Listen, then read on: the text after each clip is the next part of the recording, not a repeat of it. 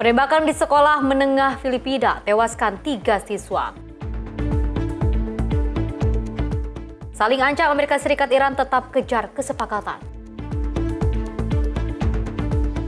Prabowo resmikan 1.151 km di 37 provinsi. Pemerintah percepat transformasi pengolahan sampah. Argentina taklukkan Austria, Messi cetak rekor gol Piala Dunia.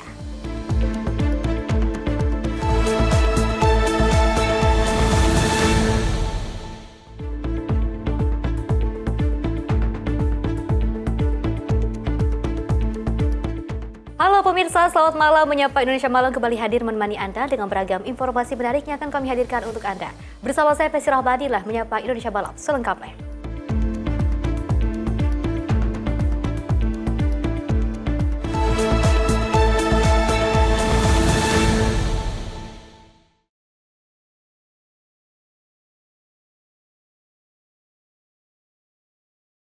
Pemirsa, kita awali dengan berita utama. Kepanikan melanda sebuah sekolah menengah di kota Tacloban, Filipina. Setelah insiden penembakan menyebabkan 3 orang tewas dan sekitar 20 orang lainnya terluka. Peristiwa ini memicu evakuasi besar-besaran dan juga pengamanan ketat di lingkungan sekolah. Hello sir, good morning.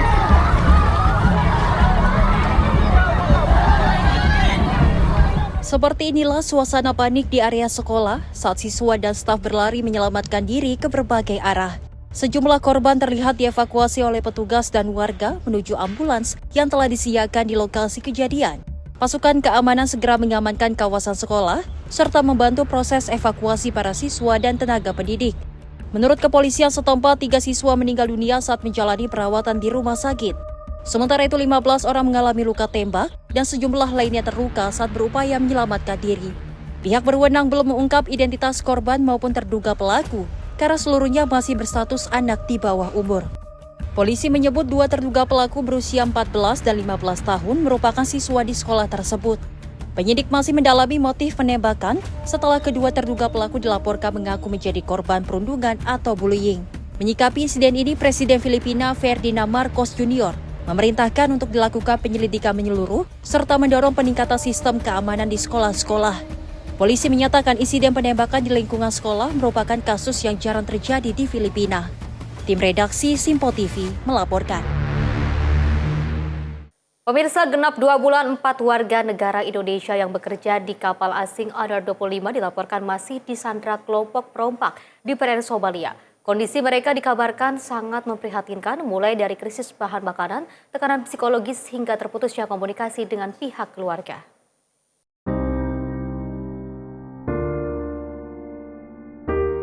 Sebuah rekaman video amatir yang memperlihatkan kondisi kru kapal tanker minyak MT Honor 25 yang coba disandra perompak Somalia kembali beredar.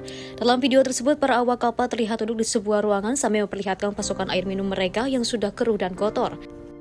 Kapten kapal Azhari Samadikun, warga Kabupaten Goa yang mengenakan pakaian serba putih ini, menyampaikan kondisi pilu para rekannya yang telah disandra sejak 21 April lalu.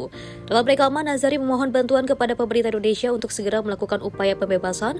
Pasalnya 3 pelaut asal Indonesia diantaranya kini mulai terserang penyakit. Tidak hanya logistik yang habis, mereka juga terpaksa mengonsumsi air kotor karena stok air bersih di atas kapal telah memasuki ambang revolt. Assalamualaikum warahmatullahi wabarakatuh. Saya Kapten Honor 25 memohon bantuan segera kepada kami karena kondisi kami sekarang sangat-sangat kritis. Kami tidak tahu harus bertahan dengan apa. Sekarang kru saya banyak yang sakit. Mereka mengalami diabetes, mengalami infeksi. Banyak yang sudah tidak mampu bertahan sekarang karena kami makan dengan makanan seadanya, air kotor. Pihak perusahaan tidak sama sekali, belum ada bantuan yang mereka kirimkan kepada kami. Kami bertahan dengan berbekal nasi putih tiap harinya dan air kotor. Pihak pembajak tidak mau bernegosiasi dengan pihak ketiga, apalagi orang Somalia. Pihak pembajak hanya ingin bernegosiasi dengan pihak perusahaan yang ada di dokumen kapal kami. Dan kami minta tolong kepada pemerintah untuk mengintervensi perusahaan kami, untuk mempertanggungjawabkan krunya di sini, karena kami sangat kesulitan dalam menjalani hidup keseharian di sini. Sampai sekarang belum ada progres yang kami dapatkan. Hampir 2 bulan kami di sini, tidak ada bantuan apapun dari perusahaan mengenai makanan, obat-obatan. Mohon doanya rakyat Indonesia untuk kami. Terima kasih. Sementara itu, Kecamatan Patalasang, Kabupaten Goa, Sulawesi Selatan menjadi saksi kecemasan pihak keluarga. Orang tua Azhari Sambadikun yang tinggal di Dusun Moncong Loe, Desa Pacalekang ini mengungkapkan bahwa rasa khawatirnya karena sudah 3 minggu kehilangan kontak dengan sang anak. Kondisi Azhari serta 16 kru lainnya di atas kapal kian terancam seiring habisnya bahan makanan dan juga air bersih. Ada beritanya bahwa sama sekali pihak perusahaan tidak ada yang peduli terhadap orang-orang yang ada di atas kapal, dan pemerintah Indonesia juga tidak ada sama sekali negosiasi ke perompak. Begitupun perusahaan tidak ada negosiasi sama sekali, sehingga anak saya di atas itu terkatung-katung keadaannya dan mengalami stres karena dia menunggu negosiasi dari perusahaan, baik perusahaan ataupun pemerintah. Sama sekali mulai dari awal ditahannya sampai sekarang tidak ada sama sekali yang masuk, sehingga dia menjadi tekanan batin di atas kapal, menjadi stres dan banyak yang sakit-sakit, makanan pun kurang, sehingga keadaannya ya apa boleh buat dengan kondisi yang seperti itu. Dan saya merasa khawatir dengan keadaan yang begini, sedangkan anak saya adalah warga negara Indonesia yang sama sekali datang ke sana untuk mencari nafkah. Pihak keluarga sangat berharap pemerintah Indonesia, khususnya Presiden Prabowo Subianto dan DPR RI, dapat segera mengambil langkah tegas untuk mengevakuasi para sandera. Hal ini desak lantaran pihak perusahaan kapal yang berbendera Uni Emirat Arab tersebut dinilai lamban dan tidak bertanggung jawab atas keselamatan para awak kapal. Dari Kabupaten Goa, Sulawesi Selatan, jurnalis Simpo TV melaporkan.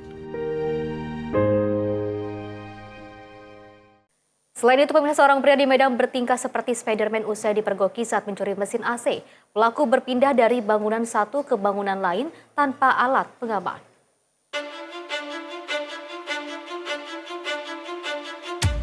Inilah video viral saat seorang pria yang diketahui bernama Togu Hangoluan Sihombing, 27 tahun, dipergoki warga saat mencuri mesin outdoor AC di ruko milik warga. Dalam video tersebut, tampak pelaku berpindah dari gedung satu ke gedung lainnya dengan lincah tanpa menggunakan pengaman. Pelaku dipergoki warga saat mencuri di salah satu ruko di Jalan Gatot Subroto, Kecamatan Medan Helvetia.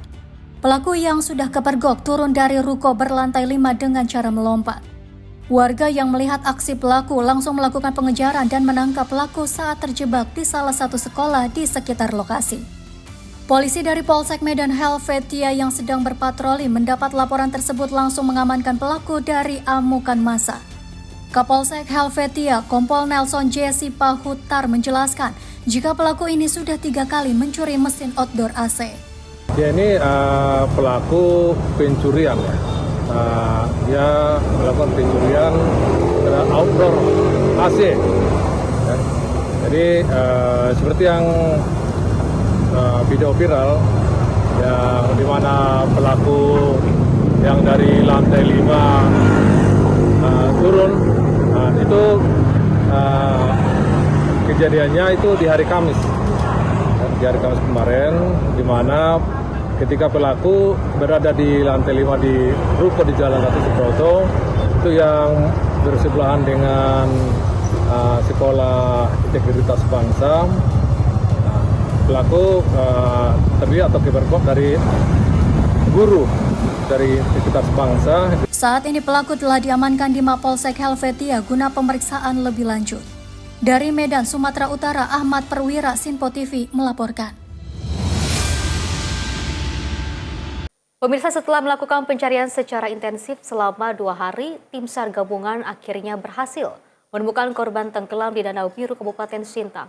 Korban yang meninggal diduga mengalami kelelahan saat berenang bersama rekannya.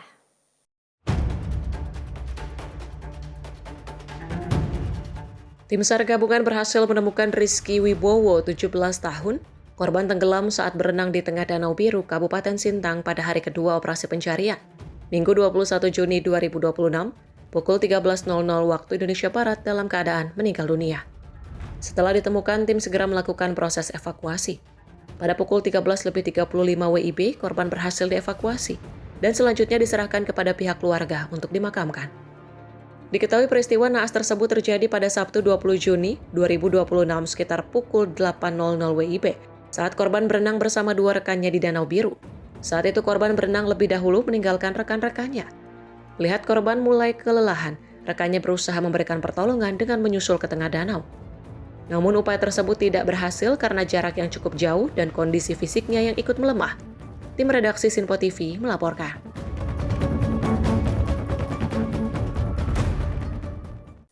Pemirsa, aksi pencurian 2 handphone di Bandar Lampung ini berakhir dramatis.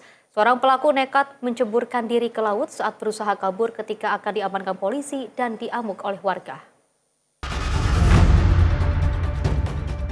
Seorang pelaku pencurian handphone berhasil diamankan polisi setelah nekat menceburkan diri ke laut di kawasan Teluk Bone, Kecamatan Teluk Betung Timur, Bandar Lampung, Lampung.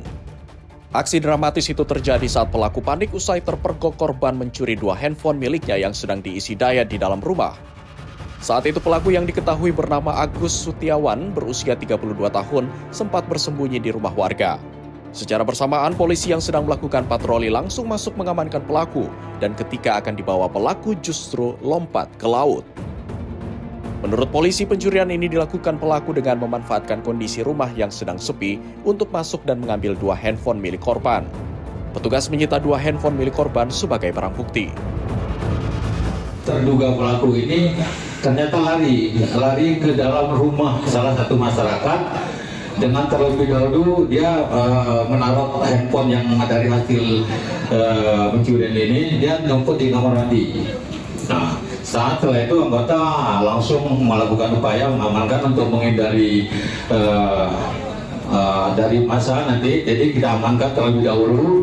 Namun pada saat kita mau bawa ke dalam kendaraan, si terduga pelaku ini berusaha untuk melarikan diri, masuk ke dalam laut atau nyemplung ke pinggiran laut di sekitar Teluk Bone. Kemudian dengan sikap anggota kita langsung mengamankan, sehingga di video itu terlihat anggota kita yang ikut juga masuk ke dalam laut untuk mengamankan pelaku.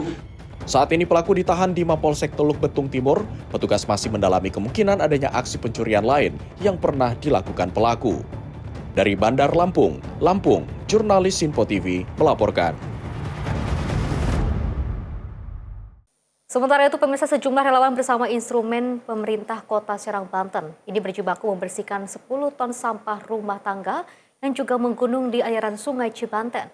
Tumpukan sampah yang didominasi oleh material styrofoam dan juga plastik.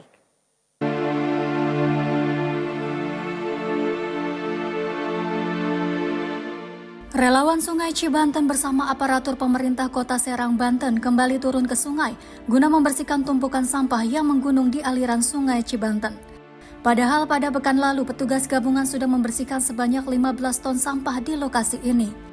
Namun kini sebanyak 10 ton sampah baru kembali ditemukan hingga menutupi hampir seluruh badan aliran sungai. Proses evakuasi sampah kali ini sangat sulit dilakukan oleh petugas. Selain medannya yang berada di tengah aliran sungai, sebuah pohon bambu besar yang tumbang di lokasi juga membuat material sampah terkunci dan tidak bisa mengalir untuk dievakuasi. Relawan Sungai Cibanten Ahmad Faiki mengatakan, tumpukan sampah ini memiliki dimensi panjang dan lebar mencapai 20 x 15 meter persegi. Pihak relawan menilai, limbah ini berasal dari masyarakat sekitar yang masih membuang sampah secara sembarangan ke badan sungai. Karena medan jalan yang sempit, proses evakuasi terpaksa dilakukan secara manual karena tidak memungkinkan untuk diterjunkannya alat berat. Sedang menyusuri Sungai Kalibanten, itu sekaligus melihat titik-titik sampah yang akan kita bersihkan. Ini salah satunya nih.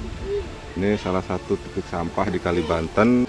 Nah itu kita tidak mengharapkan warga buang sampah itu di sungai. Jadi karena masyarakat membuang sampahnya di sungai, jadinya seperti ini. Kalau misalnya tidak ada yang buang sampah di sungai, mungkin seperti ini. Nah ini teknisnya ini ada di depan juga yang bagian bersih ataupun yang obstacle yang bisa menghalangi sampah-sampah yang bikin nyangkut sampah itu kita angkat ke darat. Fasilitas aliran Sungai Cibanten yang dipenuhi sampah seperti ini sudah berulang kali terjadi. Kini dibutuhkan ketegasan pemerintah dan kesadaran penuh dari masyarakat agar tidak jadikan sungai sebagai tempat pembuangan akhir. Dari Serang, Banten, jurnalis Sinpo TV melaporkan. Pemirsa, dukungan terhadap keberlanjutan program makan bergizi gratis atau MBG ini terus bermunculan di berbagai daerah. Kalangan petani, pedagang, pelaku UMKM, pekerja dapur MBG, hingga para orang tua dan pelajar berharap program MBG tetap berjalan.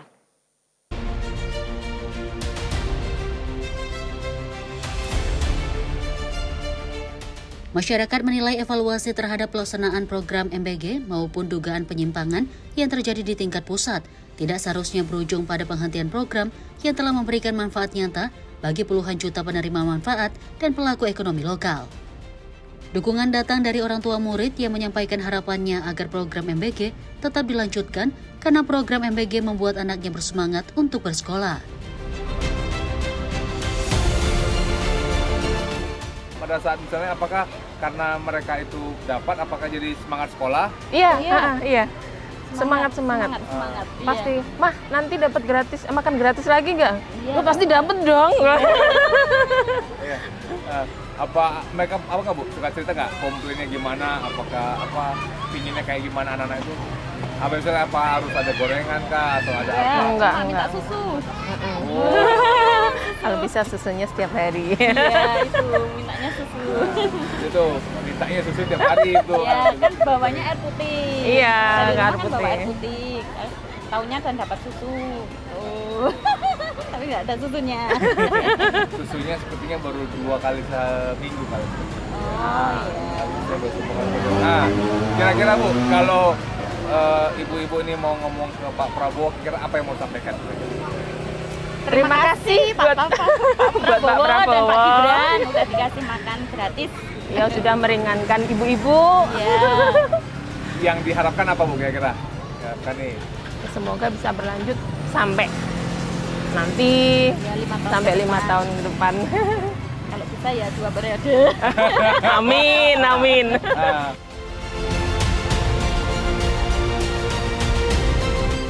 Pelaksanaan program makan bergizi gratis tidak hanya meningkatkan kualitas gizi anak-anak Indonesia, tetapi juga memberikan dampak ekonomi langsung bagi masyarakat, khususnya perempuan di sekitar wilayah operasional dapur Satuan Pelayanan Pemenuhan Gizi.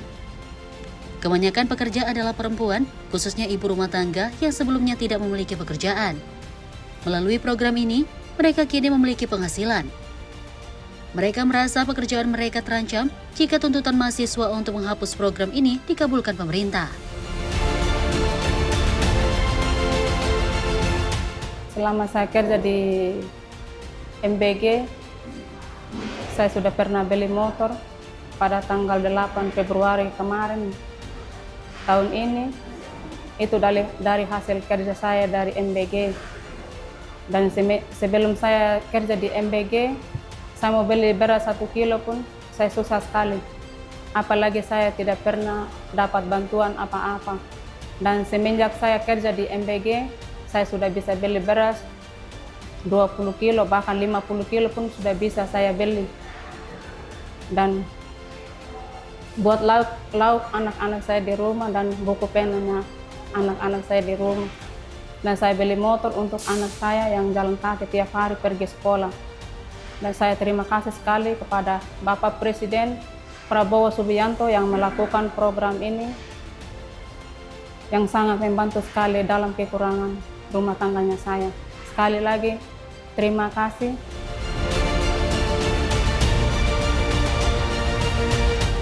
Evaluasi penegakan hukum mengenai dugaan korupsi atau suap pengurusan dapur di Badan Gizi Nasional tingkat pusat semestinya tidak mengorbankan pelaksanaan program di daerah yang sudah berjalan dengan sangat baik dan memberikan dampak ekonomi besar bagi pelaku UMKM, petani, peternak, hingga pedagang sayur. Tim Liputan Sinpo TV melaporkan.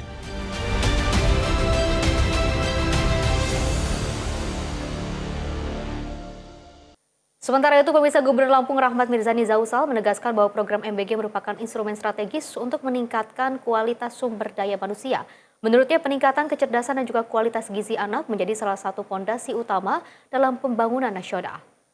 Maka, ketika dapur MBG ini tidak punya inklusivitas, tidak punya terintegrasi, tidak bisa berkolaborasi dengan masyarakat desa.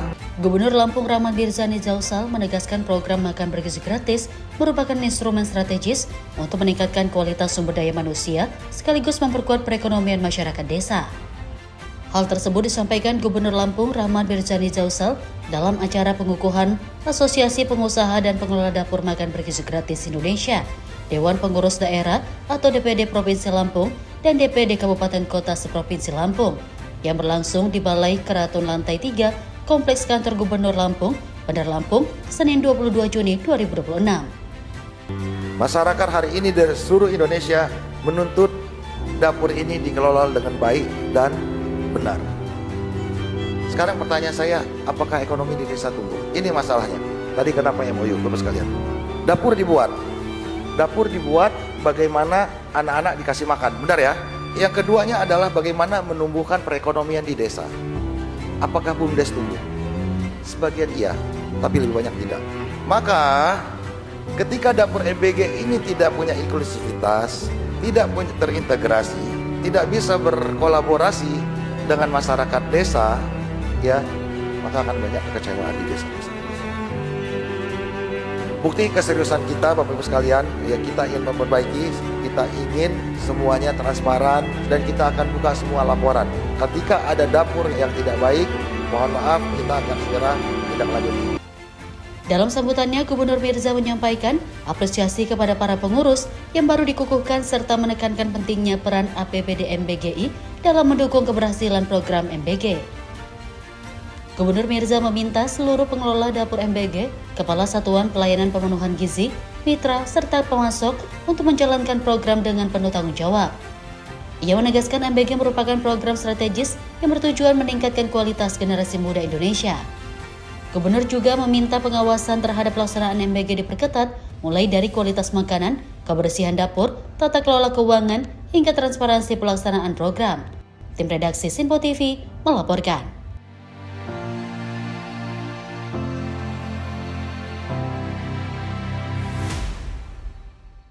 Pemirsa, Menteri Kesehatan Budi Gunadi Sadikin juga mengusulkan agar penderita tuberkulosis menjadi salah satu kelompok prioritas penerima program makan bergizi gratis. Tentunya menurutnya dukungan gizi yang baik dapat meningkatkan peluang kesembuhan pasien yang sedang menjalani pengobatan TBC. Kalau 4 target ini kecukupan gizi dipenuhi, masalah kesehatan kita akan turun drastis. Penderita tuberkulosis rencananya akan menjadi salah satu kelompok prioritas sebagai penerima manfaat program makan bergizi gratis. Usulan tersebut merupakan usulan dari Menteri Kesehatan Budi Gunadi Sadikin.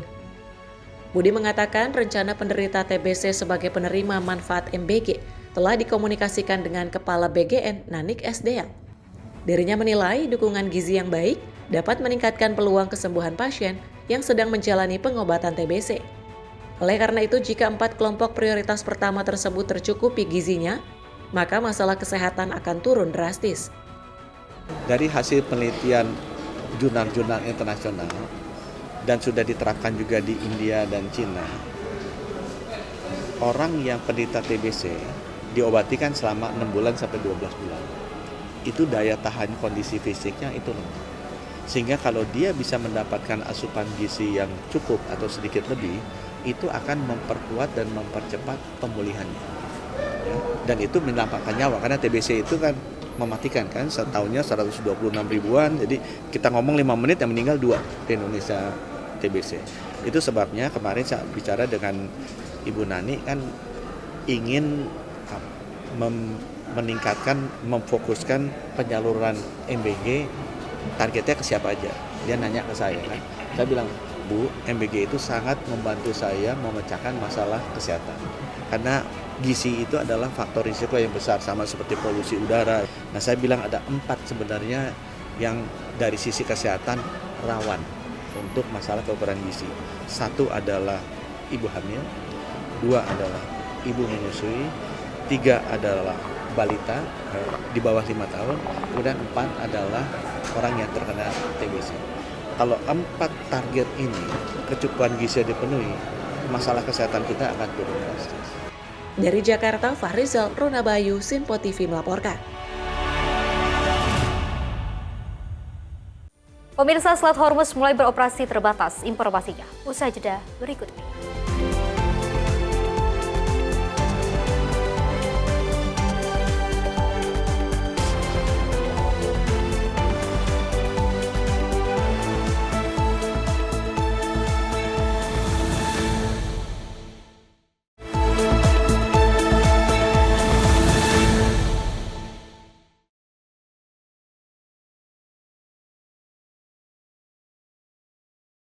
Terima kasih pemirsa, Anda masih bersama kami dan kita lanjutkan informasinya. Pemirsa, ancaman Presiden Amerika Serikat Donald Trump dan juga serangan tanpa henti Israel ke Lebanon menghambat perundingan Amerika Serikat dan Iran. Meskipun demikian, perundingan tetap berlanjut meskipun ada ancaman dari pihak Iran untuk keluar dari proses pembicaraan. Menteri Luar Negeri Iran Abbas Araghchi berjabat tangan dengan Perdana Menteri Pakistan Shehbaz Sharif, disaksikan Wakil Perdana Menteri Amerika Serikat J.D. Vance dan juga Jared Kushner. Hal ini menandai dimulainya perundingan kesepakatan penghentian perang Timur Tengah. Menurut sebagai juru bicara Kementerian Luar Negeri Iran, berdasarkan MOU atau nota kesepahaman, perundingan final baru dapat dimulai setelah 5 ketentuan awal dijalankan, yakni penghentian perang di semua front termasuk Lebanon, pencabutan blokade laut Amerika Serikat, pembukaan pelayaran aman di Selat Hormuz, dan pengecualian sanksi bagi ekspor minyak Iran, serta pelepasan aset Iran yang dibekukan. Di tengah pembicaraan genting, Trump mengancam Iran melalui media sosialnya, Truth Social, yang memperingatkan Iran untuk menghentikan kelompok-kelompok yang didukungnya di Lebanon. Trump menegaskan Washington akan mengambil tindakan yang lebih keras terhadap Teheran apabila gangguan keamanan di Lebanon terus berlanjut. Menanggapi hal tersebut, Wakil Presiden Amerika Serikat J.D. Vance mengakui terdapat sedikitnya ketegangan selama negosiasi, termasuk ancaman dari pihak Iran untuk keluar dari proses pembicaraan. Meski demikian, Vance menegaskan perundingan tetap berlanjut hingga lewat pukul 1 dini hari dan berhasil mencapai kemajuan yang disebut sangat signifikan. Pembicaraan tersebut melibatkan delegasi Iran serta mediasi dari Qatar dan juga Pakistan. Dengan Ketua Parlemen Iran Muhammad Bagher Ghalibaf memimpin tim Teheran. Sementara itu, Ketua Parlemen Iran Muhammad Bagher Ghalibaf menegaskan Teheran tidak akan menghentikan upaya untuk menjaga integritas wilayah dan kedaulatan Lebanon. Ia menyatakan Iran akan terus mendorong tercapainya kesepakatan hingga solusi final berhasil dicapai. Qatar dan Pakistan selaku mediator juga mengumumkan pembentukan komite tingkat tinggi dan juga penyusunan peta jalan menuju kesepakatan akhir dalam waktu 60 hari. Para pihak turut menyepakati pembentukan jalur komunikasi khusus untuk mencegah insiden Selat Hormuz dan menjaga kelancaran pelayaran di salah satu jalur distribusi energi terpenting dunia. Kesepakatan ini menjadi langkah awal menuju penyelesaian konflik yang juga selama berbulan-bulan mengguncang kawasan Timur Tengah dan mempengaruhi stabilitas pasar energi global. Tim redaksi Sinpo TV melaporkan. Sementara itu, pemirsa, Presiden Amerika Serikat Donald Trump juga mengkritik beberapa negara sekutu NATO dan juga menyoroti besarnya biaya pertahanan yang ditanggung oleh Washington, sekaligus untuk menegaskan operasi militer Midnight Hammers terhadap Iran dan juga berhasil menghentikan program nuklir Teheran.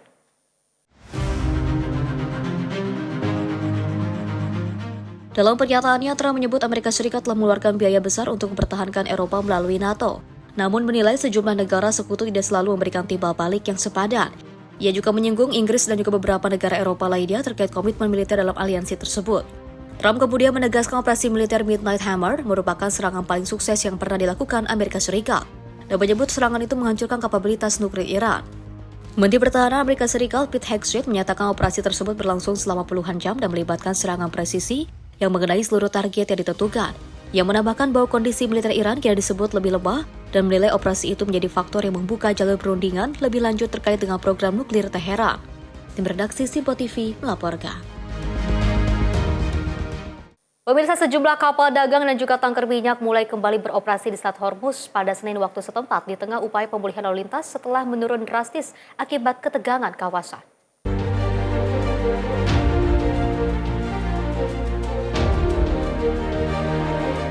Sejumlah kapal dagang dan tanker minyak terlihat menunggu izin untuk melintas di Selat Hormuz, salah satu jalur pelayaran paling strategis di dunia. Meskipun begitu, lalu lintas kapal masih berada di bawah level normal setelah sebelumnya mengalami penurunan signifikan akibat ketegangan keamanan di kawasan Teluk. Data pergerakan menunjukkan beberapa tanker minyak sudah kembali melintas, termasuk kapal pengangkut minyak dalam jumlah besar yang menuju kawasan Teluk. Pergerakan ini terjadi di tengah kesepakatan antara Amerika Serikat dan Iran yang ditandatangani di Swiss yang mencakup mekanisme untuk menjaga keamanan dan kelancaran pelayaran. Meskipun Iran sebelumnya menyatakan penutupan kembali selat, aktivitas di lapangan menunjukkan lalu lintas masih berlangsung secara terbatas dengan pengawasan ketat. Tim redaksi Sinpo TV melaporkan.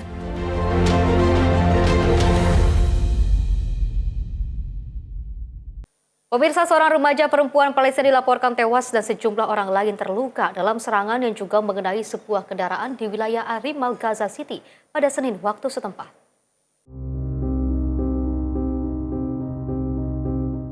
Rekaman di lokasi menunjukkan kendaraan yang hancur dan warga yang berkumpul di sekitar tempat kejadian. Sementara ambulan berlalu lalang memberikan pertolongan. Keluarga korban terlihat berkumpul di depan kamar jenazah Rumah Sakit Al-Shifa untuk mengantarkan kepergian Ragat Ashur. Menurut keluarga, korban yang masih berusia 16 tahun sedang dalam perjalanan menuju sekolah ketika serangan terjadi. Seorang kerabat menyebut tidak ada kelompok bersenjata di lokasi dan menyatakan serangan juga menimpa warga sipil lainnya. Dalam insiden terpisah, seorang paramedis juga dilaporkan tewas dalam serangan di wilayah Khan Yunis, selatan Gaza. Selain itu, jurnalis Al Jazeera menjadi salah satu korban jiwa saat meliput peristiwa di lapangan, menambah panjang daftar pekerja media yang tewas sejak konflik berlangsung. Serangan di wilayah Gaza terus berlangsung di tengah konflik yang belum mereda, dengan laporan korban sipil yang terus bertambah di berbagai titik wilayah Palestina tersebut. Pihak internasional kembali menyerukan perlindungan terhadap warga sipil dan jurnalis di zona konflik, serta mendorong dilakukannya gencatan senjata untuk meredakan situasi yang terus memburuk di Gaza. Tim redaksi Sinpo TV melaporkan.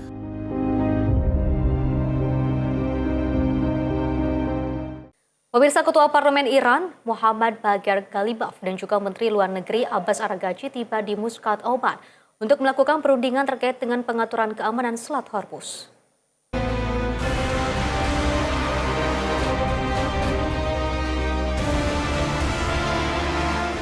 Menteri Luar Negeri Iran Abbas Araghchi berjabat tangan dengan Perdana Menteri Pakistan Shehbaz Sharif, disaksikan Wakil Perdana Menteri Amerika Serikat J.D. Vance dan Jared Kushner. Hal ini menandai dimulainya perundingan kesepakatan penghentian Perang Timur Tengah. Menurut Bagher, juru bicara Kementerian Luar Negeri Iran, berdasarkan MOU atau Nota Kesepahaman, perundingan final baru dapat dimulai setelah 5 ketentuan awal dijalankan, yakni penghentian perang di semua front termasuk Lebanon, pencabutan blokade laut Amerika Serikat, pembukaan pelayaran aman di Selat Hormuz, dan pengecualian sanksi bagi ekspor minyak Iran, serta pelepasan aset Iran yang dibekukan. Di tengah pembicaraan genting, Trump mengancam Iran melalui media sosialnya, Truth Social. Ia memperingatkan Iran untuk menghentikan kelompok-kelompok yang didukungnya di Lebanon. Trump menegaskan Washington akan mengambil tindakan yang lebih keras terhadap Teheran apabila gangguan keamanan di Lebanon terus berlanjut. Menanggapi hal tersebut, Wakil Presiden Amerika Serikat J.D. Vance mengaku terdapat sedikit ketegangan selama negosiasi, termasuk ancaman dari pihak Iran untuk keluar dari proses pembicaraan. Meski demikian, Vance menegaskan perundingan tetap berlanjut hingga lewat pukul 1 dini hari dan berhasil mencapai kemajuan yang disebut sangat signifikan. Pembicaraan tersebut melibatkan delegasi Iran serta mediasi dari Qatar dan Pakistan, dengan Ketua Parlemen Iran Muhammad Bagher Ghalibaf memimpin tim Teheran. Sementara itu, Ketua Parlemen Iran Muhammad Bagher Ghalibaf menegaskan Teheran tidak akan menghentikan upaya untuk menjaga integritas wilayah dan kedaulatan Lebanon. Ia menyatakan Iran akan terus mendorong tercapainya kesepakatan hingga solusi final berhasil dicapai. Qatar dan Pakistan selaku mediator juga mengumumkan pembentukan komite tingkat tinggi dan penyusunan peta jalan menuju kesepakatan akhir dalam waktu 60 hari. Para pihak turut menyepakati pembentukan jalur komunikasi khusus untuk mencegah insiden di Selat Hormuz dan menjaga kelancaran pelayaran di salah satu jalur distribusi energi terpenting dunia. Kesepakatan ini menjadi langkah awal menuju penyelesaian konflik yang selama berbulan-bulan mengguncang kawasan Timur Tengah dan mempengaruhi stabilitas pasar energi global.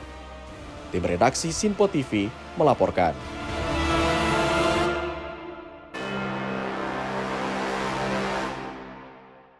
Pemirsa, ratusan warga dan wisatawan memadati jalanan kota dan Provinsi Laut Thailand untuk mengikuti festival tahunan ataupun Pitakon atau festival hantu Perayaan Buddha yang juga menjadi salah satu ikon Thailand ini berlangsung meriah dengan para peserta mengenakan kostum dan topeng warna-warni.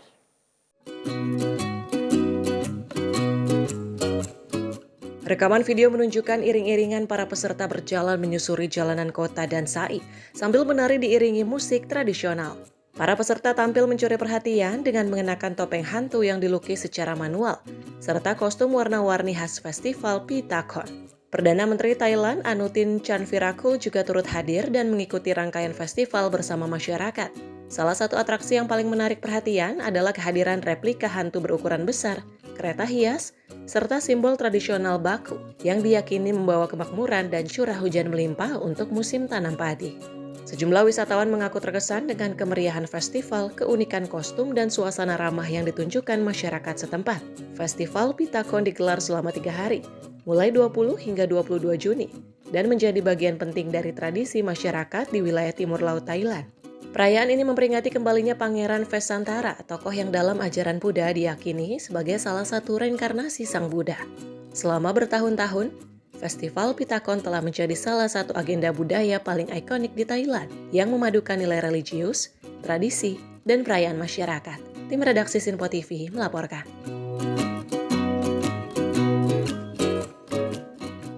Pemirsa, sebelum matahari terbit, kawasan terasering Sawah Longzi di Guangxi, China berubah menjadi lautan cahaya. Ratusan warga suku Yao dan Suang menggelar festival Suyang, sebuah tradisi tahunan yang juga menandai dimulainya musim tanam padi. Rekaman video menunjukkan ribuan titik cahaya obor bergerak menyusuri lekukan terasering yang telah terisi air. Ratusan warga membawa obor bambu menyala sambil mengikuti arus prosesi di belakang tari naga emas, diiringi kemeriahan kembang api yang menerangi langit malam. Arak-arakan tersebut mengantarkan Dewi bibit padi menuju lokasi upacara adat, tempat masyarakat memanjatkan doa agar mendapatkan cuaca yang baik dan hasil panen yang melimpah. Sejumlah wisatawan mengaku terkesan dengan suasana sakral dan semangat kebersamaan yang terasa dalam perayaan tersebut. 我是来自武汉，然后这一次来到我们桂林这边参加这个收阳节，我觉得非常的感动。然后跟着整个队伍，然后看到我们金龙上山，然后包括我们的央母娘娘在这个地方非常庄重的举行这个祭祀活动，我感觉就是我当时看的时候眼睛里面眼含热泪，我就觉得哇，我们中国人民就是为了去祈求风调雨顺，然后为了我们的这个 稻田能够丰收，我们大家能吃饱饭，我觉得中国人民有非常朴素的美好的愿望。然后当时我觉得我作为中国人，其中也有特别感动。 Festival Suyang merupakan tradisi turun-temurun masyarakat suku Chuang dan Yao yang digelar menjelang dimulainya musim tanam padi secara serentak di kawasan terasering Longchi. Dalam ritual utama, para pemuka adat menebarkan bibit padi ke areal sawah sebagai simbol dimulainya musim tanam dan harapan akan panen yang subur. Festival Suyang tahun ini diselenggarakan selama 2 hari di desa Ping An Chuang dan menarik lebih dari 12.000 pengunjung. Berbagai atraksi budaya mulai dari pertunjukan seni tradisional, ritual adat, prosesi obor, hingga kegiatan menanam padi menjadi daya tarik utama perayaan ini. Tim redaksi Sinpo TV melaporkan.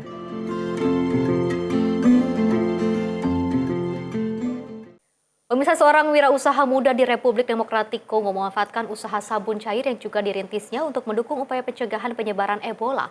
Langkah ini dilakukan di tengah meningkatnya kampanye kesehatan untuk memperkuat kebiasaan mencuci tangan di masyarakat. Rekaman video menunjukkan sosok Georgian Kafuo, mahasiswi berusia 26 tahun, yang memproduksi sabun cair di sebuah ruang produksi sederhana di kota Bunia, Kongo. Dengan mencampurkan bahan kimia dan air dalam wadah berukuran besar, Kafuo membuat sabun cair yang kemudian dijual kepada warga setempat. Menurut Kafuo, usaha yang dijalankannya bertujuan membantu masyarakat membangun kebiasaan menjaga kebersihan, terutama melalui mencuci tangan secara rutin. Inisiatif tersebut juga dilatar belakangi pengalaman pribadi yang menyakitkan. Kafuo mengaku kehilangan sejumlah anggota keluarga dan kerabat akibat wabah Ebola.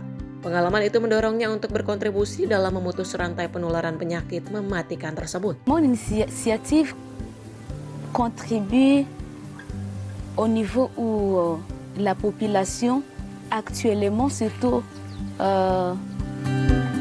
durant cette période cruciale de l'épidémie à virus Ebola, elle contribue donc à desservir la population pour ses besoins de lavage des mains d'emblée.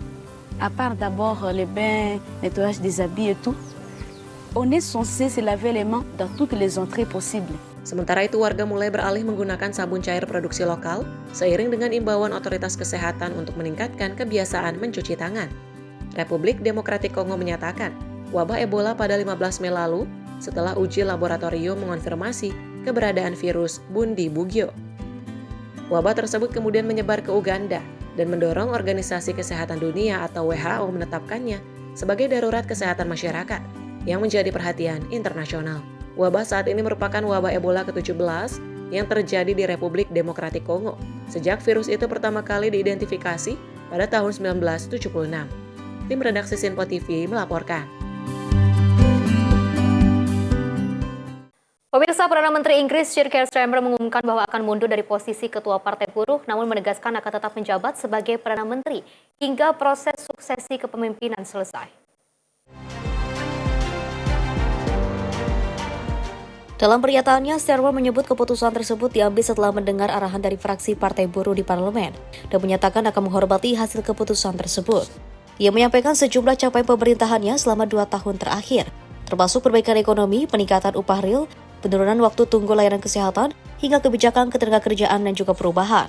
Starmer juga menyebut kebijakan pemerintahan berhasil meningkatkan posisi Inggris di kancah internasional, termasuk hubungan dagang, kerjasama dengan sekutu Eropa, serta dukungan terhadap Ukraina. Ia menegaskan proses pemilihan pemimpin baru akan dimulai pada 9 Juli dan ditargetkan selesai sebelum masa reses musim panas parlemen. Starmer juga menyatakan akan memastikan proses transisi berjalan tertib, serta menyebut akan tetap menjalankan tugas sebagai Perdana Menteri hingga pemimpin baru terpilih. Dalam pidato penutupnya dengan suara bergetar, ia menyampaikan terima kasih kepada keluarganya dan menyebut akan lebih banyak menghabiskan waktu sebagai suami dan ayah setelah meninggalkan jabatan politik tertinggi di Inggris. I want to thank all of those friends and colleagues who have been at my side for these past 6 years or so, for their incredible commitment, service and support. I want to thank the brilliant Number 10 staff and our country's extraordinary civil service who dedicate their lives to public service. And when I leave the biggest job in the country, I shall spend more time on the most important job, being the best husband I can to my fantastic wife Vic, who has been a rock by my side through good times and bad, and being the best dad I can to my beautiful children, who are my pride and my joy. Thank you very much. Langkah ini muncul di tengah tekanan politik dan berbagai skandal yang mengguncang pemerintahannya dalam beberapa bulan terakhir. Tim redaksi Sinpo TV melaporkan. Sementara itu, pemirsa, Marinir Filipina dan juga Korea Selatan melaksanakan latihan gabungan sebuah amfibi di Kavit dalam rangkaian latihan militer multinasional Kamandak 10.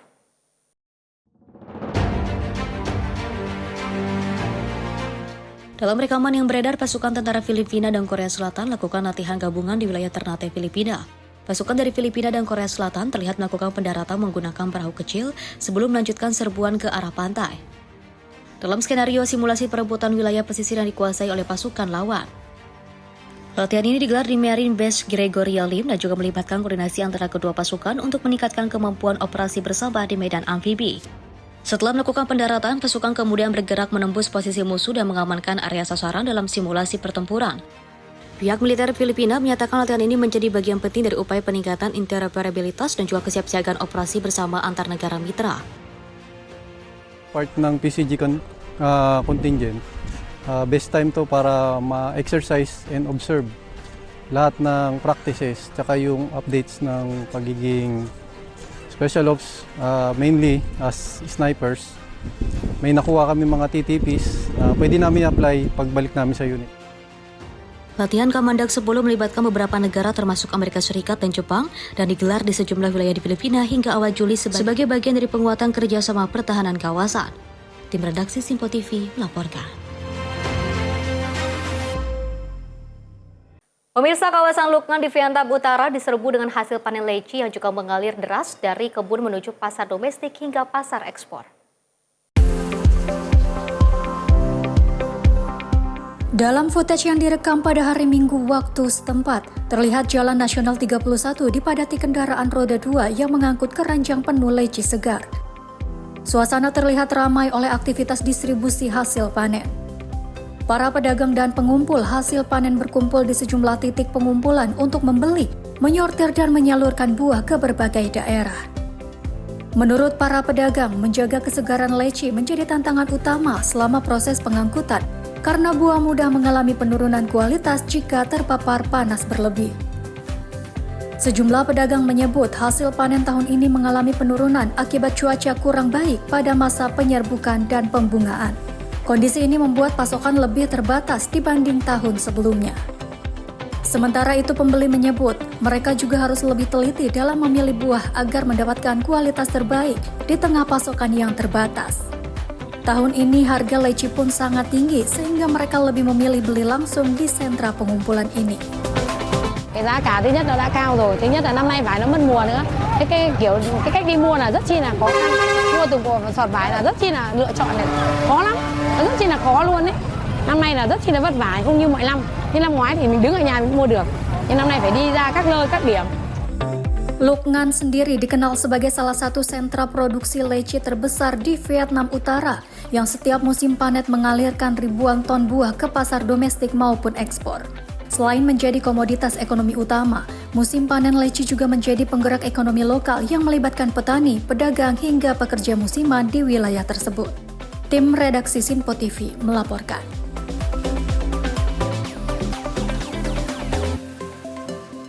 Selain itu, pemirsa, Ketua Partai Politik Pololis Sayap Kanan Inggris Partai Reformasi Nigel Farage selaku partai dari oposisi mendesak diadakannya pemilihan umum segera menyusul pengumuman pengunduran diri Perdana Menteri Inggris Keir Starmer yang juga memicu gejolak politik di negara tersebut.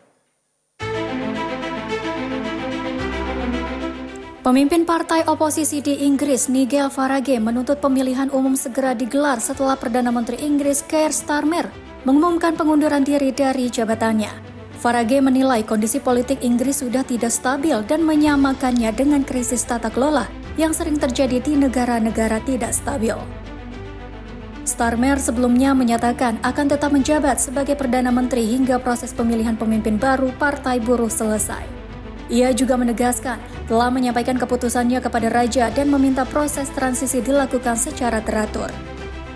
Dalam pernyataannya, Starmer menyebut keputusan tersebut diambil setelah mendapat penilaian dari partai dan menegaskan ia menerimanya dengan lapang dada demi kepentingan nasional. Sebelum pengunduran diri ini, posisi Starmer memang mengalami tekanan politik setelah kemenangan besar wali kota Greater Manchester Andy Burnham yang dinilai memperkuat persaingan internal Partai Buruh. Presiden Amerika Serikat Donald Trump juga turut menyoroti kondisi politik Inggris melalui media sosial dengan mengkritik kebijakan imigrasi dan energi pemerintah Starmer. Selain itu, masa jabatan singkat Starmer diwarnai serangkaian kontroversi domestik, termasuk protes imigrasi, isu kepolisian, hingga kasus yang melibatkan ex-duta besar Inggris untuk Amerika Serikat yang terkait Jeffrey Epstein. Tim redaksi Sinpo TV melaporkan. Pemirsa, kilat berwarna ungu terlihat menyinari langit kota Chelyabinsk di wilayah Ural, Rusia pada malam hari saat hujan deras dan juga badai melanda wilayah tersebut.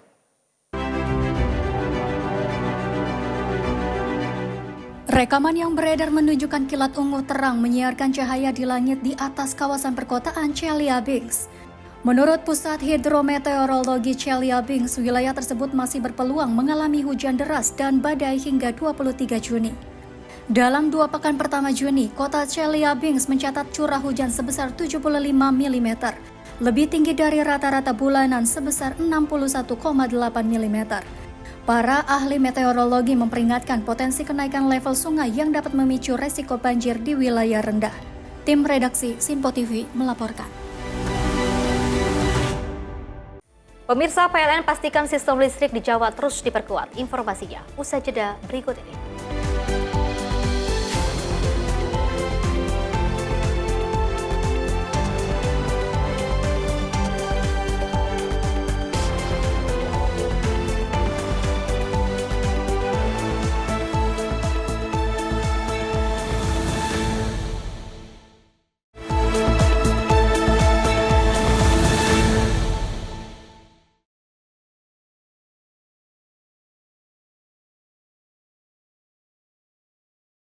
Terima kasih pemirsa, Anda masih bersama kami dan kita lanjutkan informasinya. Pemirsa, Presiden Prabowo Subianto meresmikan 1.151 km jalan daerah di 37 provinsi. Infrastruktur ini diharapkan menekan biaya angkut dan juga memperkuat konektivitas antar daerah. Bismillahirrahmanirrahim. Saya Prabowo Subianto, Presiden Republik Indonesia, dengan rahmat Tuhan Yang Maha Besar. Dengan ini saya resmikan instruksi Presiden tahun 2025 jalan daerah sepanjang 1.151 km di seluruh Indonesia.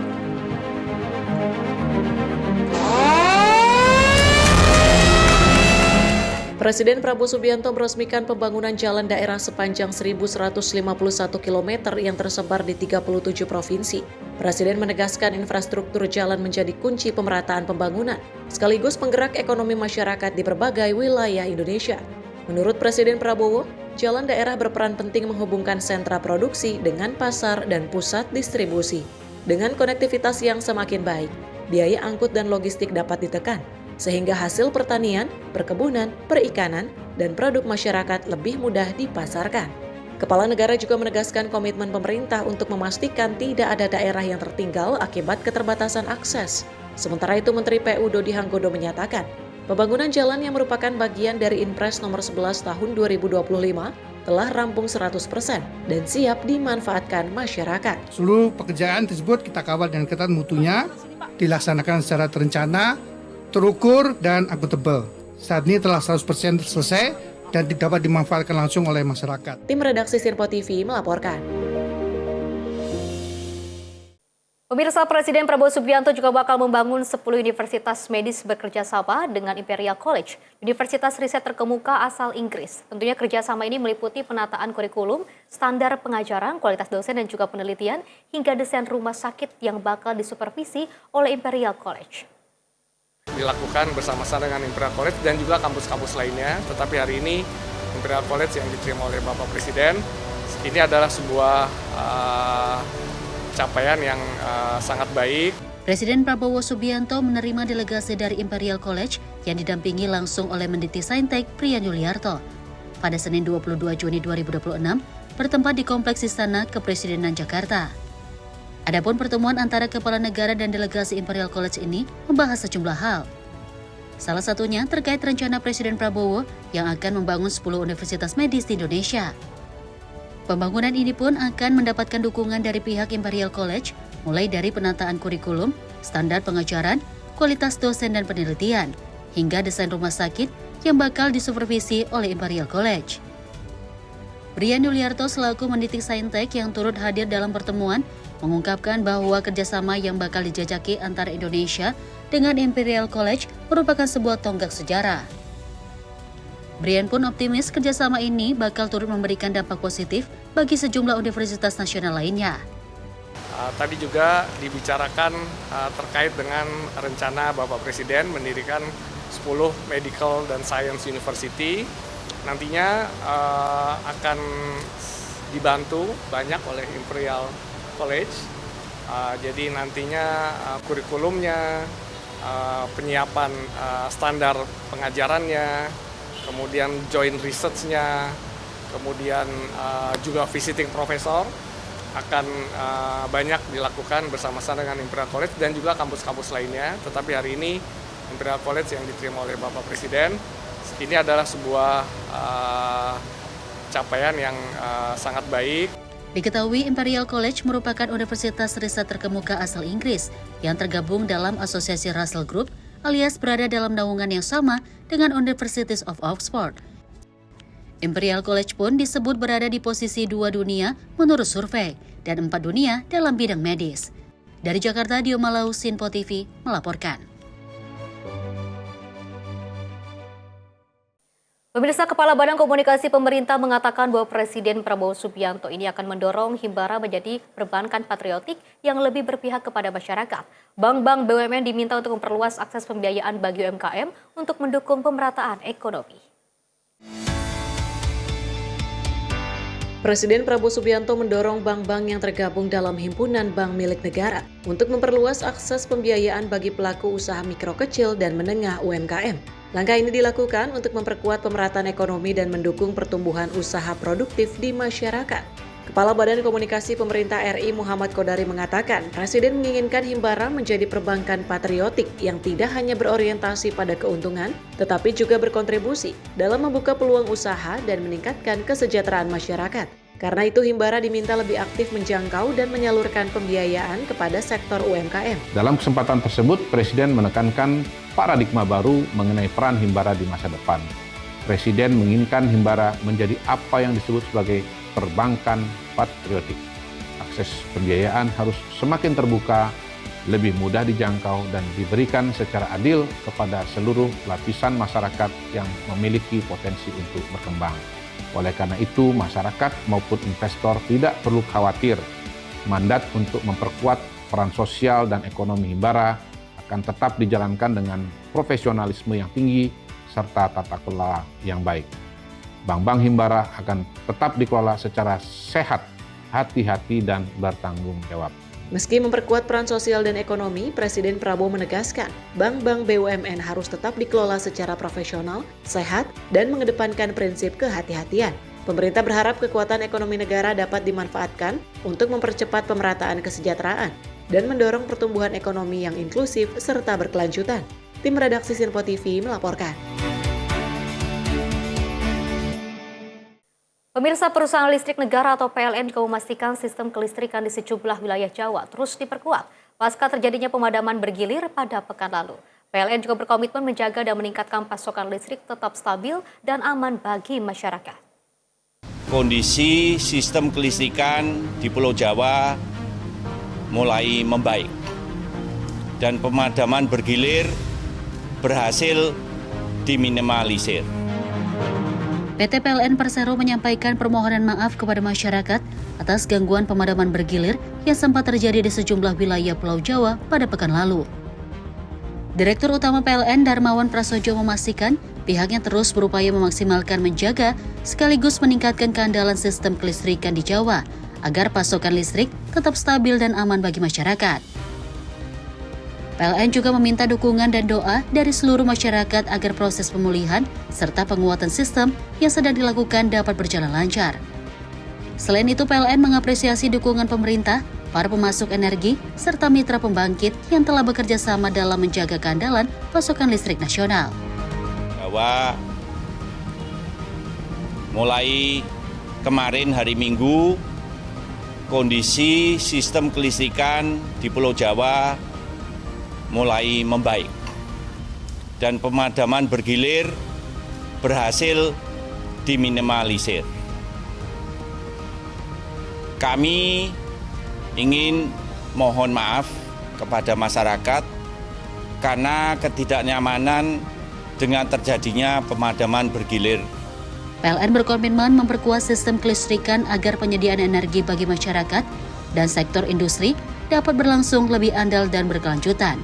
Dari Jakarta, Dio Malau, Sinpo TV melaporkan.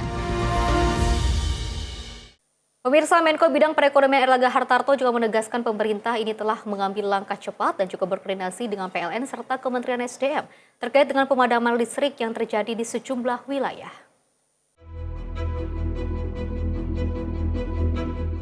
Pemadaman listrik di sejumlah wilayah yang dilakukan PLN belakangan ini menjadi perhatian serius pemerintah. Pemadaman tersebut disebut dipicu menipisnya pasokan batu bara, serta adanya hambatan teknis pada sejumlah pembangkit listrik. Kondisi ini dikhawatirkan dapat mengganggu aktivitas masyarakat, termasuk sektor usaha dan pelaku UMKM. Menteri Koordinator Bidang Perekonomian Erlangga Hartarto menyampaikan, pemerintah telah berkoordinasi dengan PLN dan Kementerian SDM untuk mengantisipasi dampak pemadaman listrik. Langkah tersebut dilakukan agar pasokan listrik nasional tetap terjaga dan aktivitas masyarakat tidak terganggu. Tapi kami sudah minta, kemarin PLN kami sudah rapatkan dengan Menteri SDM, harapannya sih Juni ini bisa diselesaikan. Sementara itu, Menteri UMKM Maman Abdurrahman menyebut potensi pemadaman besar atau blackout dapat terulang kembali jika manajemen rantai pasok batu bara di PLN tidak dibenahi dengan baik. Maman mengaku saat masih menjabat sebagai anggota DPR, ia pernah mengingatkan PLN untuk memperbaiki sistem supply chain batu bara agar gangguan pasokan listrik tidak kembali terjadi. Potensi blackout yang 3 tahun yang lalu ini berpotensi terjadi lagi kalau supply chain management yang ada di PLN itu tidak segera dibenahi dan ditata secara baik. Nah, dulu kita menyarankan dibuat yang namanya BLU batubara. Apa itu BLU batubara? Dialah nanti yang akan melakukan adjustment antara kos biaya yang ekspor, biaya batubara yang ekspor dengan yang domestik, supaya ada prinsip keadilan. Dari Jakarta, Jihan Nabila, Mutia Anggiani, Sinpo TV melaporkan.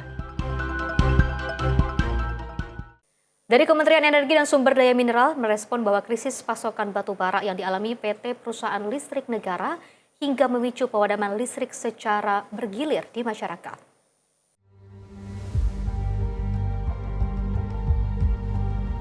Menteri SDM Bahlil Lahadalia merespon krisis pasokan batu bara yang dialami PT Perusahaan Listrik Negara hingga memicu pemadaman listrik secara bergilir di masyarakat. Guna mengantisipasi dampak yang lebih meluas, pemerintah membentuk tim pengadaan batu bara lintas instansi demi membenahi rantai pasok komoditas energi tersebut.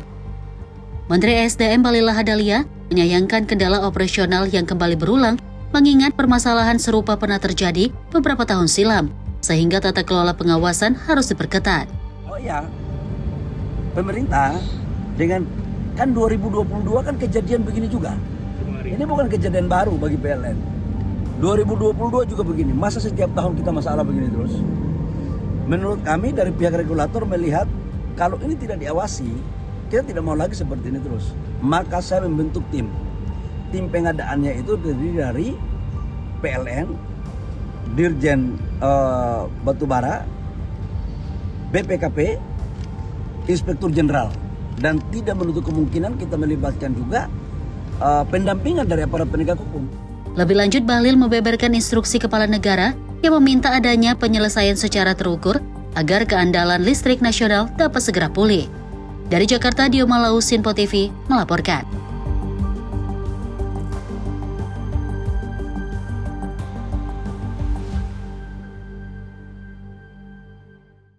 Sementara itu, pemirsa, pemerintah juga menertibkan Perpres nomor 26 tahun 2026 untuk memperkuat ketahanan energi nasional. Tentunya regulasi ini dihadirkan mekanisme pengadaan minyak bumi BBM LPG yang lebih cepat dan fleksibel. Di tengah meningkatnya ketidakpastian global, konflik geopolitik hingga gangguan rantai pasok energi, ketahanan energi jadi isu krusial bagi Indonesia. Oleh karenanya, pemerintah menerbitkan Perpres nomor 26 tahun 2026 sebagai langkah strategis untuk memperkuat ketahanan energi nasional. Melalui media sosial Instagram @bakom.ri, disampaikan regulasi ini dihadirkan mekanisme pengadaan minyak bumi, BBM, LPG yang lebih cepat dan fleksibel, agar pasokan energi Indonesia tetap aman dalam berbagai situasi darurat. Selain membuka akses bagi sumber energi alternatif, kebijakan ini juga dinilai memberikan kepastian hukum bagi pengambil keputusan dan memastikan Indonesia tetap memiliki kendali atas ketahanan energinya. Bahkan Perpres ini juga memperluas kewenangan pengadaan energi melalui skema government to government, memungkinkan impor langsung dalam kondisi tertentu dan memperkuat prioritas kebutuhan dalam negeri melalui domestic market obligation. Tim redaksi Sinpo TV melaporkan. Pemirsa, program Sekolah Garuda resmi diperkenalkan pada Oktober tahun lalu untuk mendukung kesempatan bersekolah bagi masyarakat yang juga memiliki kecerdasan sesuai dengan apa yang dibutuhkan negara saat ini. Lalu bagaimana Sekolah Garuda dapat memberikan kesempatan untuk para siswa dan siswi meraih mimpi terhadap masa depan? Dan berikut liputan tim Sinpo TV, Max Munte dan Azul Hakim untuk Anda. Bermimpi pun tidak berani, sekarang menjadi berani. Dari kalangan afirmasi pun bisa sekolah keluar.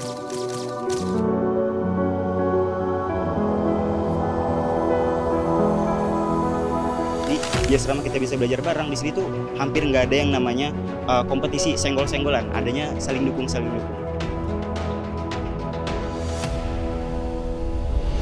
Sekolah Garuda Transformasi yang ada di SMA Negeri Unggulan MH Tamrin untuk tahun ini saja mencetak banyak sekali peserta didik kelas 12 yang berhasil menembus perguruan tinggi negeri dan juga perguruan tinggi luar negeri.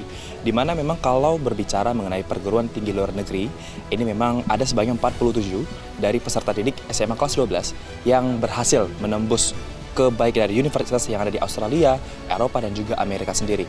Lalu Sebagian dari mereka yang berhasil menembus ini memang merupakan dari kalangan masyarakat berpenghasilan rendah. Bagaimana terkait dengan kesiapan, hambatan, baik dari para peserta didik dan juga para guru dalam mempersiapkan fase menembus ke arah PTN dan juga PTLN? Mari saksikan.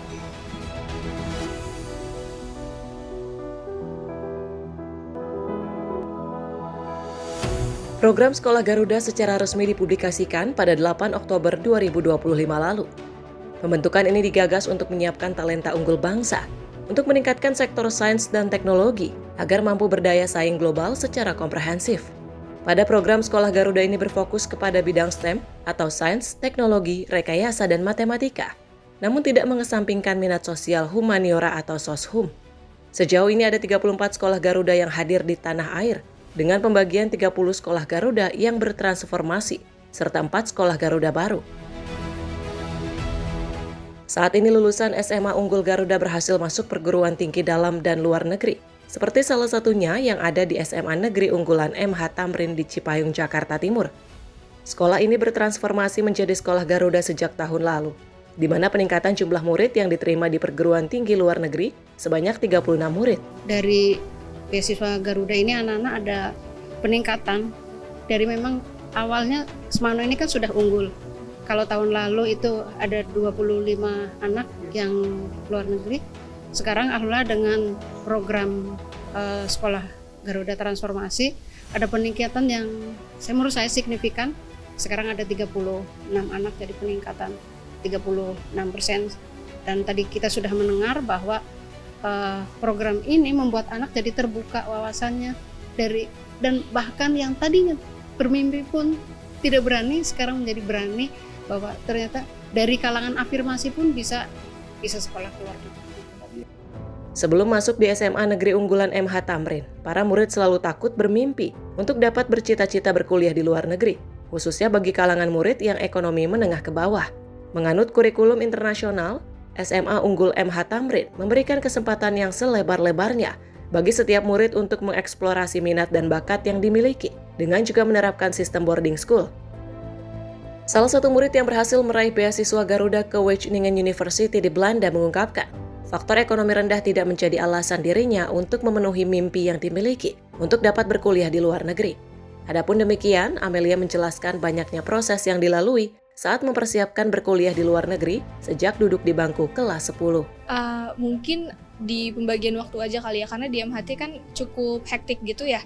Apalagi kita dulu pas kelas 10-11 tuh setiap hari Selasa dan Kamis, malamnya itu ada belajar lagi setelah Isya. Jadi dari jam berapa ya? Jam 7 mungkin sampai jam 9, setengah 10 itu kita masih belajar lagi di kelas. Jadi harus ngeimbangin kegiatan di sekolah sama persiapan buat keluar negeri, buat bikin esainya, terus juga ya latihan IELTS gitu-gitu. Dan untungnya sih ada kelas persiapannya juga ya dari MHT. Jadi lumayan membantu, cukup membantu. Senada dengan hal di atas, salah satu peraih beasiswa Garuda di perguruan tinggi yang sama turut menjelaskan fokus mempersiapkan menuju kuliah di luar negeri dilakukan sejak kelas 12, di samping dirinya mencetak prestasi di luar sekolah. Faktor konseling dari pihak sekolah menjadi hal yang cukup krusial bagi dirinya untuk menuju kuliah di luar negeri. Sekaligus seluruh kebutuhan material dan pembiayaan pendaftaran sepenuhnya diberikan oleh pihak sekolah. Di sini tidak ada iri-irian sama sekali, bahkan tidak ada senioritas. Kita didukung oleh 3 angkatan, bahkan sampai alumni-alumni itu sendiri yang mendukung kita, kayak alumni yang udah di Eropa akan mengencourage kita untuk ikut ke sana gitu. Jadi memang perlingkungan di sini tuh ya, malah bisa dibilang ya, orang-orang di sini tuh bisa belajar yang lebih enak lagi karena di sini tuh ada sistem yang namanya tutor sebaya. Jadi teman-teman kita kan di sini banyak yang olimpiade ya, yang memang pinter di bidang misalnya matematika, fisika. Itu mereka setiap sebelum ujian akan memberikan kelas ke kita gitu. Kelas gratis di asrama karena kita ada asrama kan. Jadi di asrama kita bisa belajar bareng. Di sini tuh hampir nggak ada yang namanya kompetisi senggol-senggolan. Adanya saling dukung gitu. Bagi para guru, tantangan dalam mempersiapkan para murid menuju perguruan tinggi ada di setiap level kelas, dengan mulai dari pengenalan minat hingga konsistensi terhadap minat yang diingini. Butuh konsistensi dalam membuat mereka itu bisa tertarik dengan pelajaran. Kemudian setelah itu kita juga bisa memfasilitasi siswa-siswi yang kecerdasannya itu di atas rata-rata, di atas yang lain, sehingga yang kurang mampu itu bisa mengikuti, yang sudah mampu juga mereka juga tertantang untuk menyelesaikan persoalan-persoalan. Dan terakhir juga untuk kelas 12-nya juga supaya kita bisa mengupdate informasi terkait dengan perkembangan dunia saat ini, kemudian bagaimana pelajaran bisa mampu memecahkan persoalan-persoalan di kehidupan sehari-hari gitu, dan juga bisa memecahkan masalah yang ada di masyarakat. Secara statistik data, lulusan SMA Negeri Unggul MH Tamrin selalu ada yang berkuliah di luar negeri, dan melalui program Sekolah Garuda Transformasi di sekolah ini, prestasi tersebut dinilai dan diharap bisa melambung lebih jauh. Untuk di tahun ini saja, program bidang studi di sektor STEM dan engineering meningkat drastis dari tahun lalu. Hal ini sesuai dengan fokus pemerintah untuk mencetak talenta unggul, sesuai dengan kebutuhan kerja dan program prioritas nasional saat ini. Baik ketika program Sekolah Garuda Transformasi kemudian disosialisasikan, kami segera mendaftar karena kami melihat bahwa apa yang ingin dituju oleh pemerintah sejalan dengan visi dari sekolah kami, di mana sekolah kami ingin mengantarkan siswa-siswi itu memiliki daya saing global, terutama dalam bidang akademik di perguruan tinggi luar negeri. Sehingga dalam prosesnya kemudian sekolah kami secara utuh melihat bahwa apa yang dipersiapkan oleh pemerintah mengenai program Garuda Transformasi ini memang komponen-komponen yang dibutuhkan oleh siswa dalam mendaftar ke luar negeri. Seperti misalnya persiapan kemampuan berbahasa Inggris, kemudian kemampuan tes skolastik atau SIT, kemudian pengembangan minat bakat, kemudian juga nanti personal branding atau college counselor.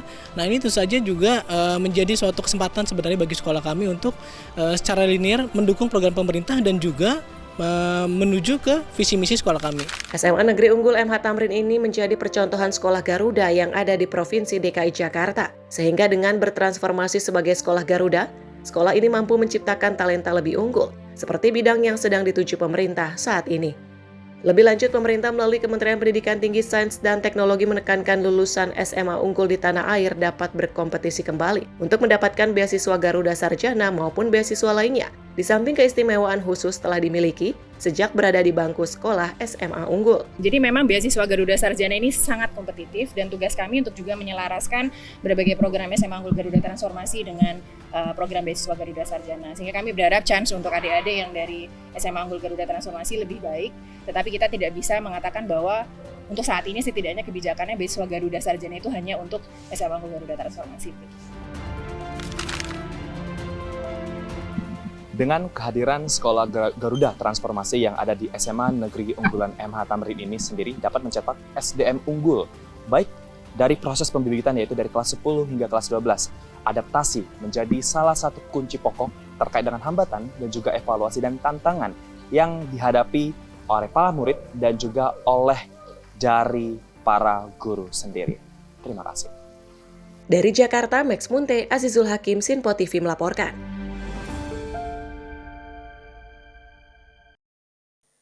Pemirsa, Wakil Ketua DPR Saan Mustafa juga mengatakan bahwa pihaknya terus mengawal komitmen pemerintah dalam melakukan penataan ulang tata kelola program makan bergizi gratis. Menurutnya, fungsi pengawasan DPR tetap berjalan melalui komisi-komisi terkait untuk memastikan berbagai masukan masyarakat terhadap program pemerintah. Wakil Ketua DPR Saan Mustafa menjelaskan pihaknya akan tetap melakukan pengawasan dan penyeimbangan atau check and balance terhadap pemerintah. Saan mengatakan DPR menerima serta mendengarkan berbagai masukan dari masyarakat, termasuk kritikan mengenai program makan bergizi gratis. Dirinya menyebut, fungsi pengawasan DPR tetap berjalan melalui komisi-komisi terkait untuk memastikan berbagai masukan masyarakat terhadap program pemerintah. Ia mencontohkan langkah penataan ulang yang dilakukan pemerintah, yakni seperti setelah munculnya persoalan hukum yang menyeret ex-petinggi PGN. Hal ini menunjukkan adanya respon pemerintah terhadap berbagai masukan yang berkembang di masyarakat maupun hasil pengawasan DPR. Check and balance kan tetap jalan ya. Misalnya gini, terkait dengan keluhan-keluhan masyarakat ya, terkait dengan soal kebijakan-kebijakan dan program-program pemerintah, kan juga di komisi-komisi terkait itu kan disikapi juga kan, dikritisi juga. Dan pemerintah juga dalam hal ini mengakomodasi juga terkait dengan berbagai masukan dari masyarakat, kritikan dari masyarakat, dan juga hasil-hasil dan pengawasan dari DPR melalui komisi-komisi. Misalnya terkait dengan soal tata kelola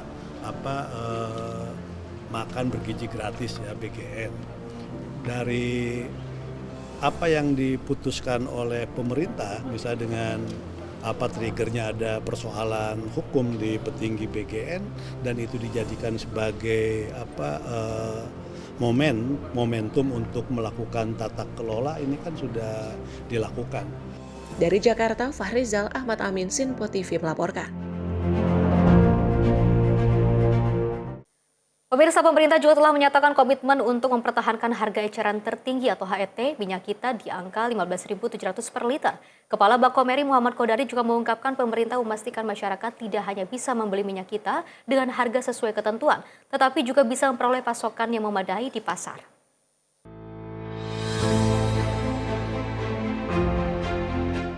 Meskipun biaya produksi meningkat akibat meningkatkan harga minyak sawit dunia, pemerintah telah menyatakan komitmen untuk mempertahankan harga eceran tertinggi minyak kita di angka 15.700 per liter. Kepala Badan Komunikasi Pemerintah Bakom RI, Muhammad Kodari, menuturkan bagi Presiden Prabowo, yang utama adalah tersedianya minyak goreng dengan harga yang terjangkau bagi masyarakat Indonesia. Lebih lanjut, ia menjelaskan pemerintah mendengar, melihat, dan memahami tantangan ekonomi yang dihadapi masyarakat saat ini, khususnya kelompok masyarakat yang rentan. Kepala Bakom RI pun mengungkapkan pemerintah memastikan masyarakat tidak hanya bisa membeli minyak kita dengan harga sesuai ketentuan, tapi juga bisa memperoleh pasokan yang memadai di pasar. Keputusan ini mencerminkan sikap pemerintah yang selalu menempatkan kesejahteraan rakyat sebagai prioritas utama.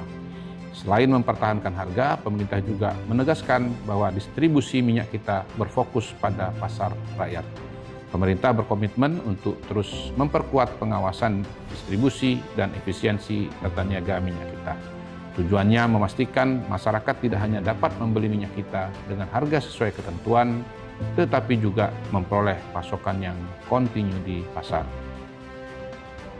Fokus pemerintah ialah memperkuat distribusi minyak kita agar semakin mudah diakses masyarakat, khususnya melalui pasar-pasar rakyat. Selain itu juga untuk memastikan distribusinya berjalan dengan lebih baik. Bagi pemerintah, menjaga kestabilan harga dan pasokan minyak kita bukan sekedar menjaga daya beli masyarakat, tapi juga bagian dari penegakan kedaulatan pangan nasional. Selain mempertahankan harga, pemerintah juga memperkuat pengawasan, distribusi, dan efisiensi tata niaga minyak kita. Tim redaksi Sinpo TV melaporkan.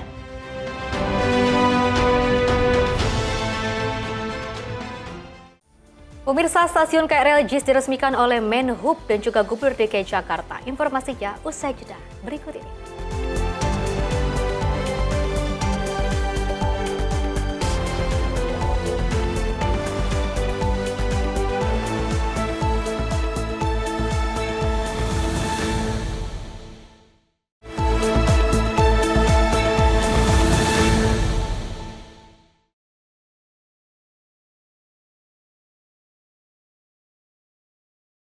Anda masih menyaksikan Menyapa Indonesia Malam, pemirsa, dan kita lanjutkan informasinya. Pemerintah pusat mempercepat transformasi pengolahan sampah nasional dengan menghentikan praktik open dumping ataupun pembuangan sampah secara terbuka. Pemerintah pusat mempercepat transformasi pengelolaan sampah nasional dengan menghentikan praktik open dumping atau pembuangan sampah secara terbuka yang selama ini masih terjadi di sejumlah tempat pemrosesan akhir atau TPA, termasuk di TPST Bantar Gebang, Bekasi. Menteri Koordinator Bidang Pangan Zulkifli Hasan atau Zulhas menegaskan bahwa pihak yang masih menerapkan sistem tersebut akan dikenai sanksi dan penalti sesuai ketentuan perundang-undangan. Jadi nanti seperti Bantar Gebang akan itu nggak boleh lagi. Sehingga sampah itu di tiap tempat harus selesai. Kalau open dumping masih seperti sekarang, tentu akan kena penalti. Ada undang-undang sekarang. Jadi memang harus ada stick and carrot, harus kita paksa. Kalau tidak, ya tentu kita tidak berubah-berubah. Insya Allah 2028 Jakarta selesai melalui insinerator Bantar Gebang. Beberapa daerah lain pertama nanti akan diumumkan sudah jadi yang pakai insinerator itu di Sumatera Selatan Oktober. Mudah-mudahan nanti Presiden yang akan meresmikan. Separuh lagi 2027, separuh lagi 2028 ya. Lainnya 2029 perkantoran yang ada pengelolanya kita akan selesaikan. Rumah tangga memang perlu lebih panjang, mungkin setelah 2029. Maka perlu masif seperti ini melalui pemilahan sampah. Sekali lagi penghargaan yang tinggi untuk Gubernur DKI. Pernyataan tersebut disampaikan Zulhas saat menghadiri apel siaga Jaga Jakarta Pilah Sampah di kawasan Monas, Jakarta pada 21 Juni 2026. Menurutnya, metode open dumping tidak lagi dapat dipertahankan karena terbukti gagal menyelesaikan persoalan sampah yang terus meningkat dari tahun ke tahun. Zulhas menilai praktik menumpuk sampah tanpa pengolahan hanya memindahkan masalah lingkungan ke masa depan. Selain menimbulkan pencemaran, metode tersebut juga menyebabkan emisi gas rumah kaca dalam jumlah besar. Karena itu, pemerintah mendorong perubahan paradigma pengelolaan sampah melalui pemilahan sejak dari sumbernya, yakni rumah tangga, lingkungan RT/RW hingga tingkat kelurahan. Menurut Zulhas, langkah yang dilakukan pemerintah Provinsi DKI Jakarta dalam menggerakkan masyarakat untuk memilah sampah merupakan strategi penting agar proses pengolahan sampah menjadi lebih efektif. Sebagai solusi jangka panjang, pemerintah bersama Badan Pengelola Investasi atau BPI Danantara tengah menyiapkan pembangunan fasilitas pengolah sampah menjadi energi listrik di berbagai daerah. Salah satu proyek utama berada di kawasan TPST Bantar Gebang yang selama ini menjadi lokasi penampungan utama sampah Jakarta. Proyek tersebut akan menggunakan teknologi insinerator modern yang mampu mengolah sampah menjadi energi listrik sekaligus mengurangi volume sampah secara signifikan. Tim redaksi Sinpo TV melaporkan. Pemirsa, Gubernur DKI Jakarta Pramono Anung bersama dengan Menteri Perhubungan Dudi Purwagandi meresmikan operasional stasiun KRL Jakarta International Stadium pada Senin 22 Juni 2026. Peresmian stasiun juga terhubung dengan kawasan JIS dan Ancol itu menjadi salah satu rangkaian perayaan ke-499 Kota Jakarta.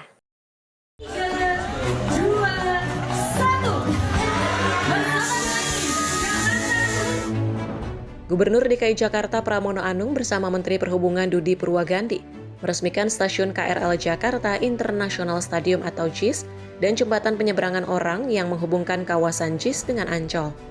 Pramono pun mengaku bahagia dengan diresmikannya stasiun hingga jembatan tersebut karena merupakan salah satu impiannya yang terwujud untuk ibu kota. Saya ingin mengucapkan terima kasih atas kado ulang tahun ke-499, yaitu berupa aktivasi JIS dan Ancol, termasuk stasiun KRL ini, dan juga jembatan yang menghubungkan yang kita namai bersama BTN. Ini menunjukkan bahwa kerjasama kolaborasi yang baik antara pemerintah pusat, dalam hal ini Kementerian Perhubungan dengan pemerintah DKI Jakarta, dan juga dengan Ancol, Jakpro, BTN, sehingga inilah yang terwujud dan terlihat pada saat hari ini. Saya berharap bahwa ini akan menjadi titik tolak atau landasan awal untuk pemanfaatan JIS yang lebih maksimal. Karena seperti kita ketahui, problem utama di JIS ini adalah masalah parkir, masalah transportasi. Maka dengan adanya KRL ini, kemudian juga Trans Jabodetabek, dan juga orang sekarang bisa parkir di Ancol. Dari Ancol hanya kurang lebih 300-400 meter ke JIS. Ini akan mengurangi banyak traffic lalu lintas yang selama ini menjadi persoalan kalau ada kegiatan konser maupun pertandingan sepak bola. Menurutnya salah satu masa depan Jakarta berada di kawasan tersebut. Ia menilai cepat atau lambat tempat tersebut pasti akan menjadi salah satu daerah ataupun tempat yang banyak dikunjungi masyarakat. Pramono pun berharap bahwa tempat tersebut dapat segera dimanfaatkan semaksimal mungkin. Tak hanya stasiun dan JPO-nya, dia juga berpesan agar lapangan JIS dapat dimaksimalkan dengan baik. Dalam kesempatan itu, Menteri Perhubungan Dudi Purwagandi juga mengapresiasi langkah Pemprov DKI Jakarta yang membangun stasiun tersebut sebagai bagian dari pengembangan transportasi publik yang terintegrasi dengan kawasan strategis kota.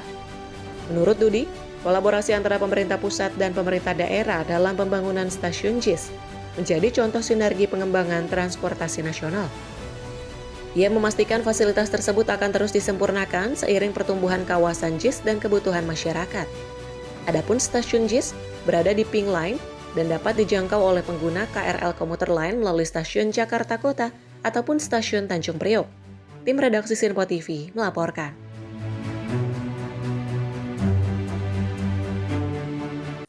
Pemirsa, BP, BUMN dan juga Danantara terus memperkuat tata kelola dalam pelaksanaan program hunian rakyat. Penguatan tata kelola dinilai jadi pondasi penting untuk pastikan program prioritas pemerintah dapat memberikan manfaat yang optimal bagi masyarakat.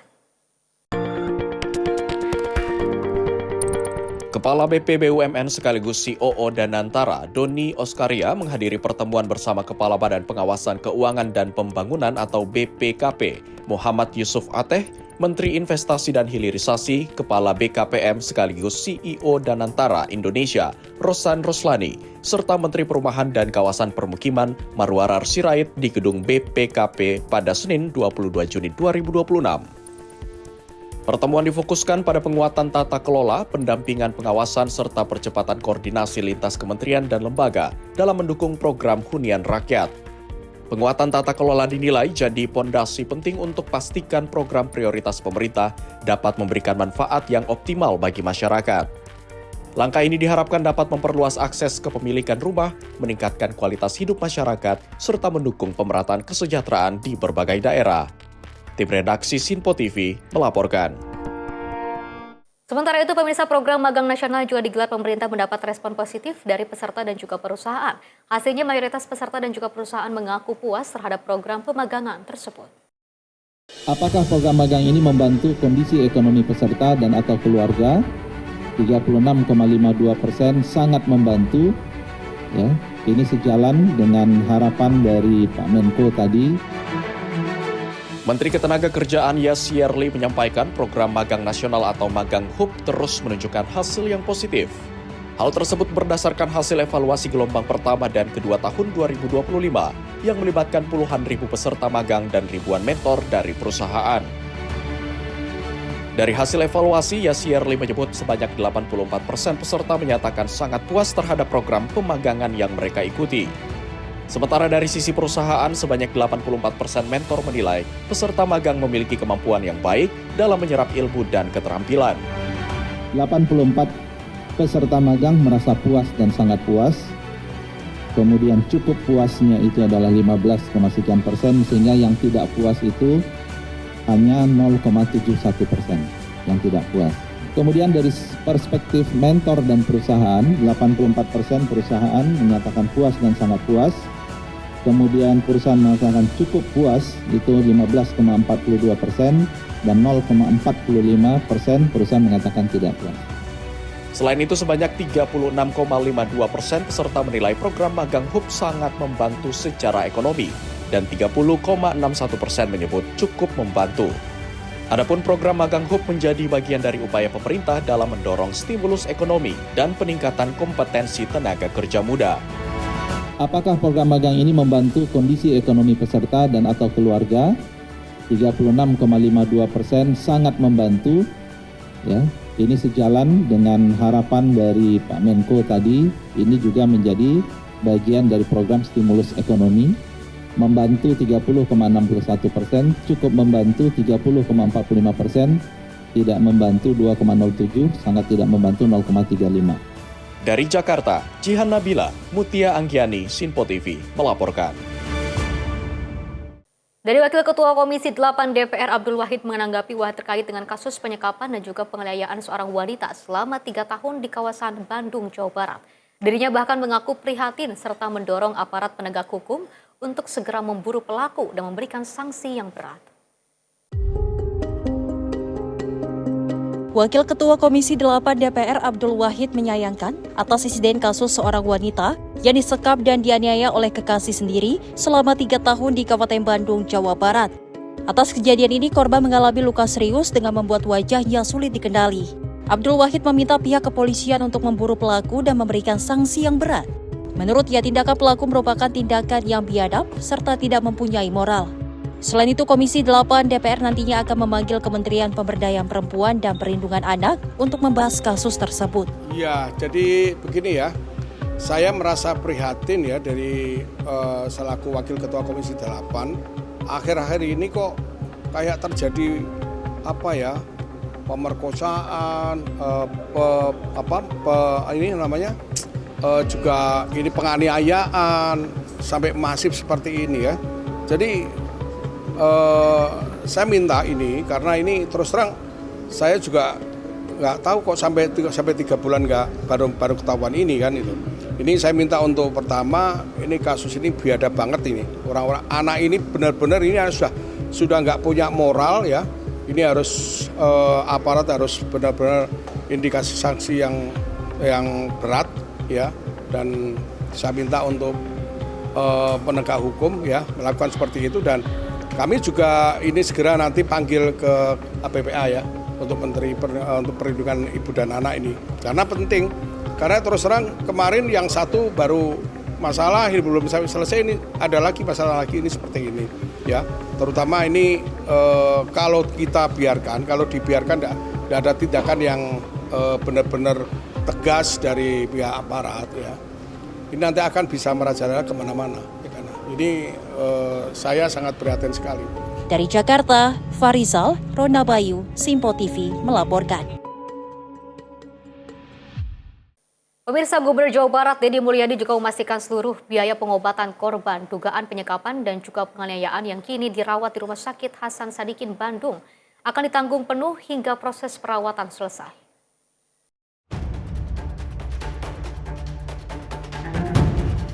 Usai melihat langsung kondisi korban di ruang perawatan, Gubernur Jawa Barat Deddy Mulyadi mengaku prihatin atas kondisi fisik korban yang mengalami luka serius akibat dugaan penyekapan dan penganiayaan. Menurut Deddy, kondisi korban kini mulai menunjukkan perkembangan yang lebih baik. Meski demikian, ia mengaku tidak sanggup melihat secara langsung kondisi fisik korban karena merasa sangat iba. Pemerintah Provinsi Jawa Barat memastikan seluruh biaya pengobatan korban di Rumah Sakit Hasan Sadikin Bandung akan ditanggung hingga tuntas tanpa membebani keluarga. Selain biaya pengobatan, bantuan juga telah diberikan kepada keluarga korban agar dapat fokus mendampingi proses pemulihan tanpa harus memikirkan kebutuhan sehari-hari. Ia menilai kasus kekerasan terhadap perempuan masih kerap terjadi sehingga kewaspadaan menjadi hal penting. Pemerintah Provinsi Jawa Barat juga terus berkoordinasi dengan pihak kepolisian terkait dengan pengejaran pelaku yang hingga kini masih buron. Ya, kondisinya sudah makin membaik, walaupun saya jujur aja, lihatnya pun nggak berani, nggak tega lah, udahlah. Tapi sempat berkomunikasi. Ibu doksis yang komunikasi saya dengerin, karena saya itu laki-laki tapi rinto hatinya, nggak tega. Tetapi yang paling utama ada 2 hal yang harus saya selesaikan. Kalau urusan penyelesaian pengobatan kan tanggung jawabnya dokter. Tadi kan ngomong biaya tuh, seluruh biayanya saya tanggung sampai selesai. Jadi nggak usah lagi nyari ke BPJS kemana-mana, saya tanggung. Jadi nggak usah sibuk lagi keluarganya, dan keluarganya oleh saya juga tadi dibekelin. Selama nungguin anaknya, dia tidak lagi pusing urus rumah, kebutuhan di rumahnya. Dan yang paling utama adalah ngingetin pada seluruh kaum perempuan yang ada di Jawa Barat dan di Indonesia. Sekarang itu kan peristiwa seperti ini pasti banyak terjadi. Hati-hati, waspada, pergi dengan laki-laki agar ditemani keluarganya. Nah, titik itu penting. Pak, ada arahan untuk anggota kepolisian agar bisa segera? Oh, sudah kali komunikasi dengan jajaran Polda, saya yakin tidak akan lama lagi tertangkap. Pemerintah Provinsi Jawa Barat memastikan akan terus memantau perkembangan kondisi korban hingga pulih sepenuhnya. Dari Bandung, Jawa Barat, jurnalis Simpo TV melaporkan. Selain itu, pemirsa, anggota DPRD DKI Jakarta Hardianto Kenneth menyoroti kasus meninggalnya siswa SMA N6 Jakarta akibat terjerat dengan kabel yang menjuntai. Dirinya meminta kepada Dinas Bina Marga sebagai pihak yang bertanggung jawab dapat lebih tegas dalam melakukan pengawasan dan penertiban.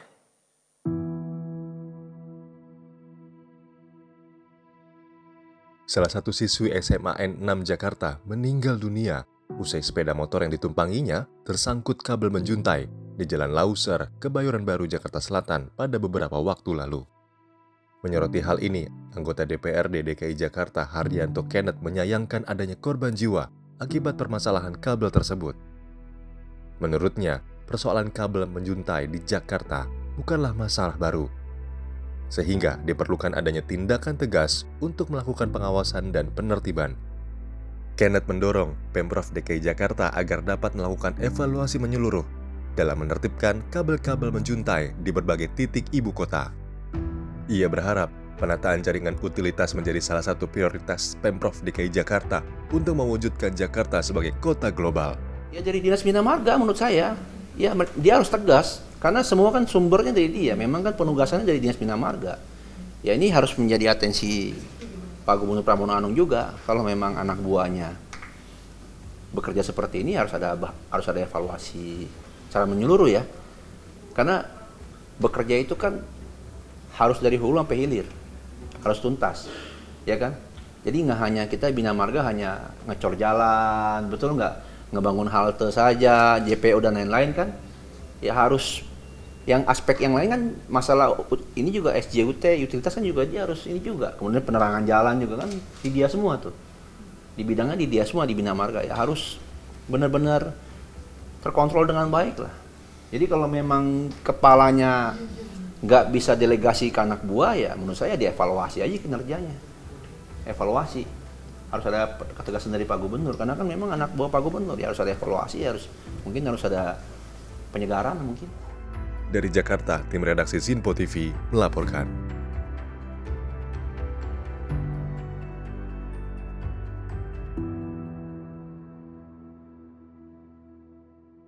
Pemirsa, kualitas udara di Jakarta kini kembali menjadi sorotan. Badan Meteorologi, Klimatologi, dan juga Geofisika mencatat adanya peningkatan konsentrasi partikel halus atau PM2,5 yang berpotensi memperburuk kondisi lingkungan terutama di musim kemarau. Minimnya curah hujan sepanjang bulan Juni membuat polutan udara di Jakarta tidak terdeteksi dengan baik. Akibatnya konsentrasi partikel halus atau PM2,5 terus meningkat dan memperburuk kualitas udara. Menurut BMKG, kondisi ini diperparah oleh tingginya aktivitas perkotaan, terutama emisi dari kendaraan bermotor yang menjadi kontributor utama pencemaran udara. Sebagai langkah antisipasi, BMKG bekerja sama dengan Dinas Lingkungan Hidup Provinsi DKI Jakarta untuk melakukan pemantauan dan pengamatan kualitas udara secara rutin. Salah satu upaya yang dilakukan adalah mengembangkan indeks peringatan dini pencemaran udara, khususnya di wilayah perkotaan seperti DKI Jakarta. Sendiri itu tidak terdapat hujan. Nah, sebagaimana kita ketahui gitu ya, PM2,5 ini kan sumbernya kebanyakan berasal dari aktivitas manusia. Sebagian besar itu dari transportasi gitu. Dan PM2,5 ini dipengaruhi oleh beberapa hal. Yang pertama adalah faktor meteorologi seperti curah hujan dan kecepatan angin, dan juga dipengaruhi oleh emisi dari antropogenik atau aktivitas manusia. Nah, manakala tidak ada hujan yang dapat mencuci bersih atmosfer kita dari polutan-polutan seperti PM2,5, itu akan mempengaruhi terhadap memburuknya kualitas udara di tempat tertentu seperti itu. BMKG menghimbau masyarakat untuk mengurangi aktivitas luar ruangan saat kualitas udara buruk, serta menggunakan masker sebagai pelindung. Dari Jakarta, Riswanto Ahmad, Zinpo TV melaporkan. Pemirsa, informasi tadi menutup perjumpaan kita hari ini. Saya Azhar Putra, mewakili seluruh rekan kerja yang bertugas mengucapkan terima kasih, selamat malam, dan sampai jumpa.